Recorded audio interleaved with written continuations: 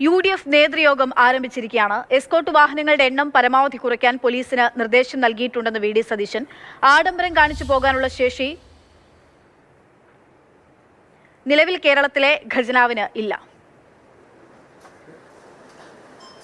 പുതിയ കാറൊന്നും മേടിച്ചാൽ കുഴപ്പമൊന്നുമില്ല, ശരിക്കും ലക്ഷക്കരനൊന്നും കുഴപ്പമൊന്നും വരില്ല.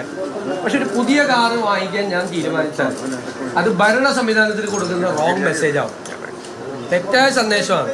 കാരണം അത്രയും സാമ്പത്തിക നില വഷളായിരിക്കുന്ന ഒരു സമയത്ത് ആർഭാടങ്ങൾ പരമാവധി കുറച്ച് നമ്മൾ ചില മാതൃകകൾ സൃഷ്ടിക്കണം. അപ്പോൾ ഉള്ള കാറ് അത് ഉപയോഗിക്കും. ഏത് കാറാണെന്ന് വെച്ചാൽ അതിൻ്റെ കളറൊന്നും നോക്കില്ല, ഏത് കാറാണ് എന്ന് വെച്ചാൽ നമുക്ക് അവൈലബിൾ ആയിട്ടുള്ളത്.